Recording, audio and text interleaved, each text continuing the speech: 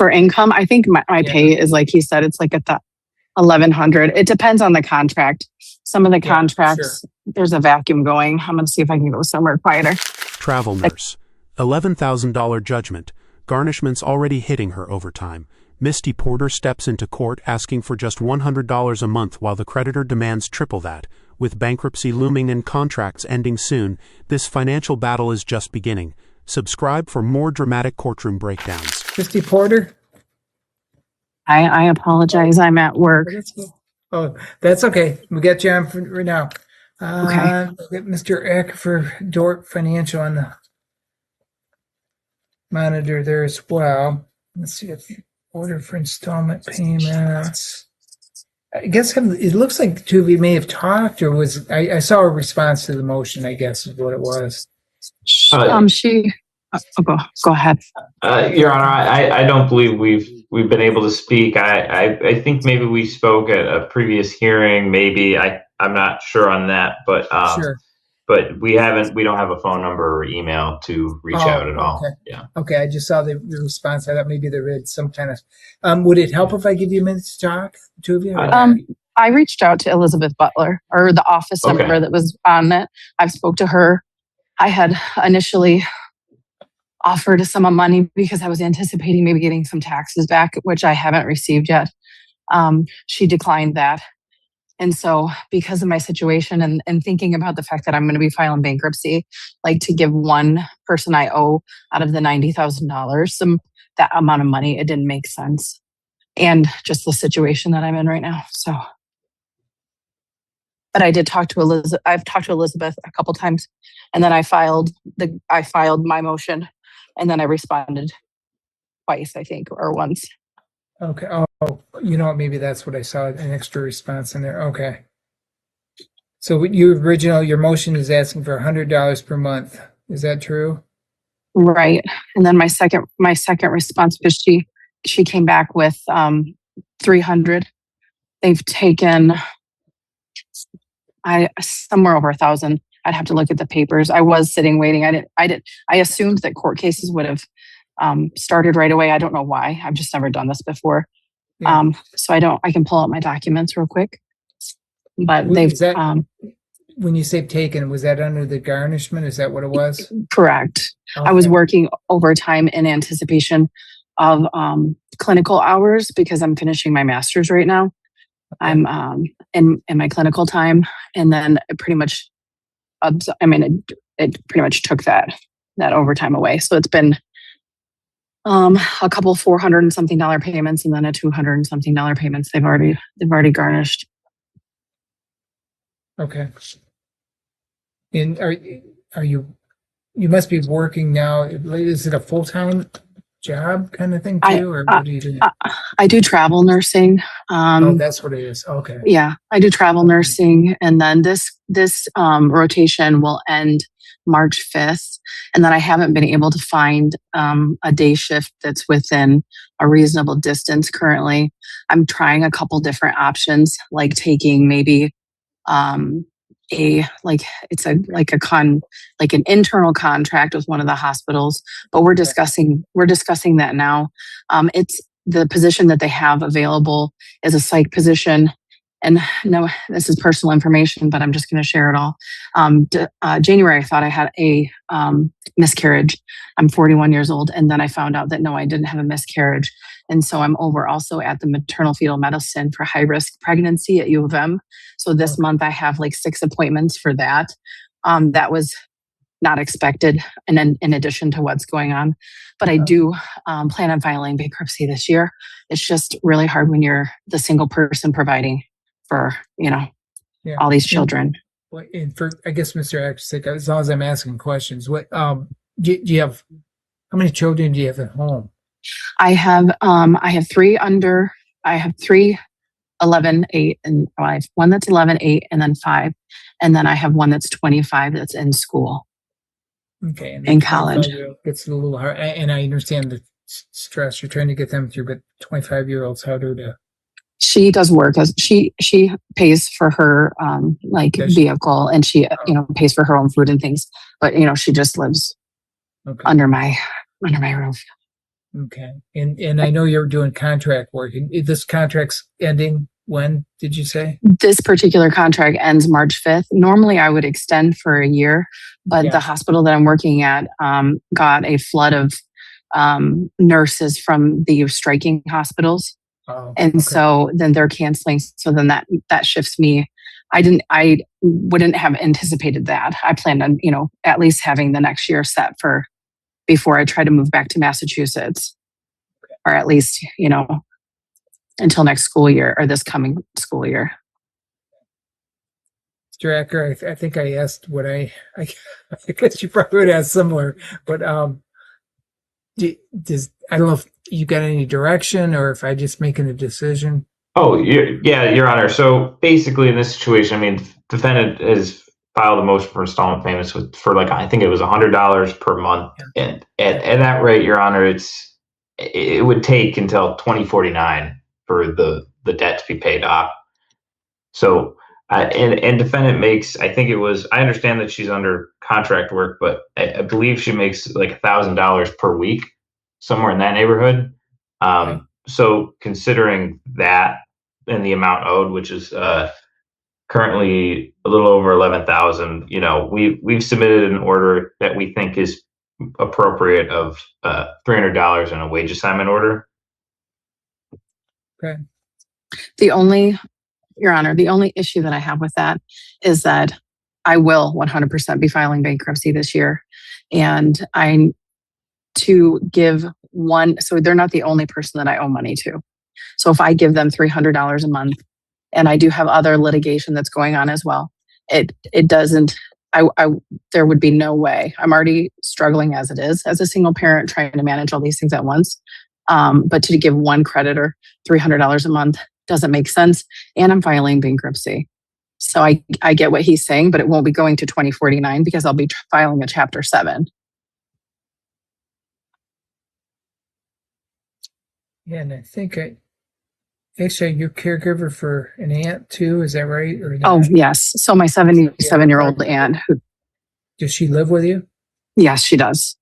And she's doing, before she needed, that's why my 25-year-old helps out too. Before she needed like a lot of care. Now, I can leave the house intermittently. I have cameras and she's safe that way. But she still requires, medications and different things like that. So she's, another person, How did you, how did you end up having to care for her? Her daughter passed away 2 years ago. She has 2 children. I did not know this at the time, but she was an alcoholic and she was taking like 15 milligrams of Valium a day, and she was falling. And I kept getting called out to up an apartment complex because she was, the police are like, she needs to go to the hospital. You want to come here? What do you want to do? And there were people like ripped through her blinds. And then I found out that she was taking all these things because she was coping with end of life and apparently had been an alcoholic for some time. So like a year of my life, we spent like detoxing her, and she was requiring like 24/7 care, but she's doing a lot better now. But she's like another child. Yeah. I was going to say she doesn't have her own children or.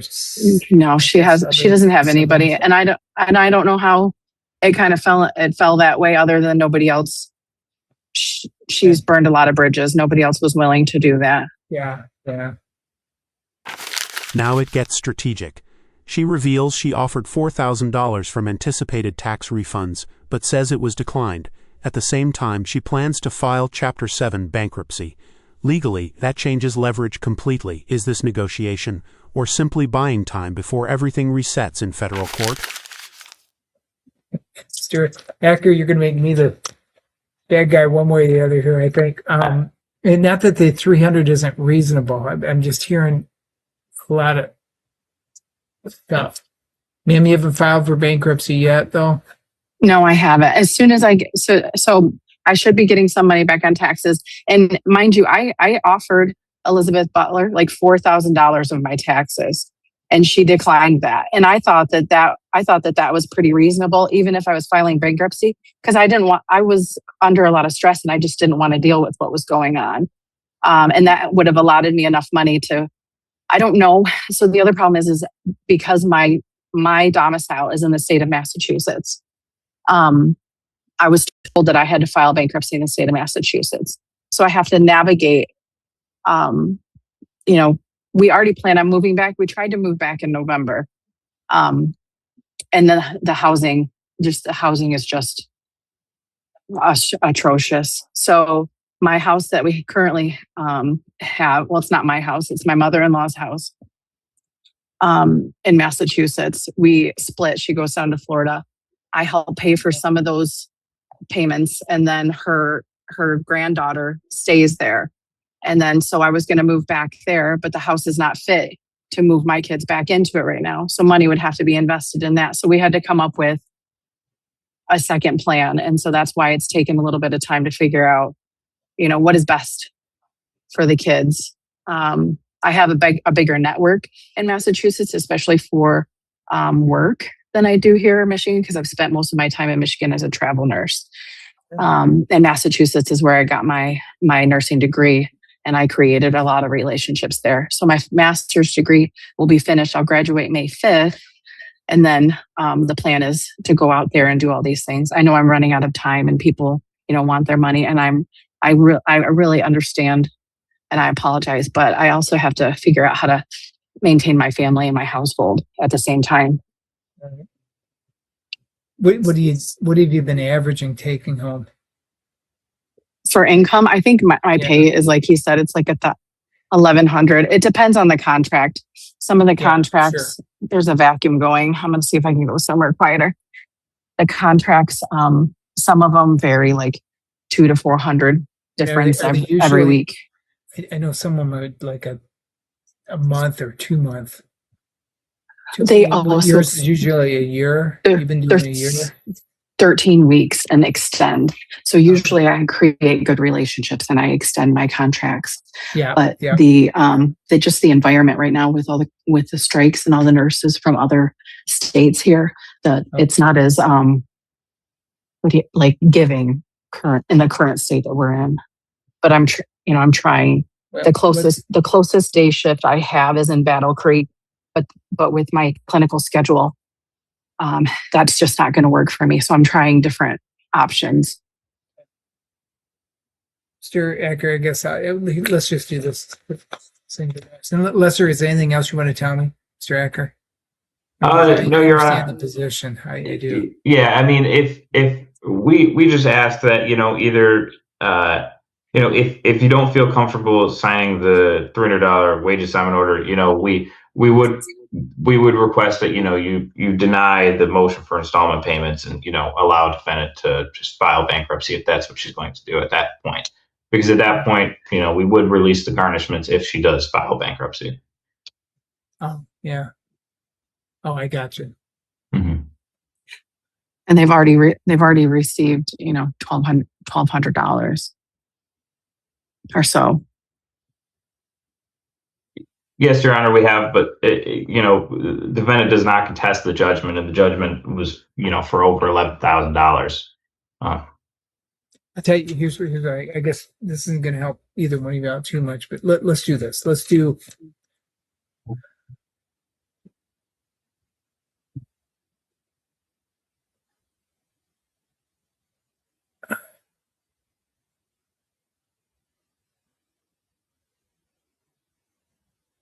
Payments $150 per month, and allow review after 6 months, and that'll, at least if something's going to happen, it's going to happen within that period of time.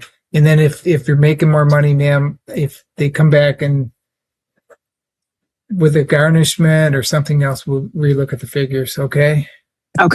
So I feel like I'm sorry. I'll let you finish and then I'll ask my question. Yeah, sure. So, Mr. Hacker, if you could, I've got one here. I've got a blank one here. I'll do. Yeah, I believe we submitted a blank one as well. Oh, thank you. Do $150 per month starting. When can you start, ma'am? I mean, they've already received. I know. The only thing is they've all the overtime that I work to accommodate for my clinicals. They've taken, I literally have like $25 in my bank right now. So if I say March 15th, I think that that's appropriate. That's fine. okay. So they starting March 15th.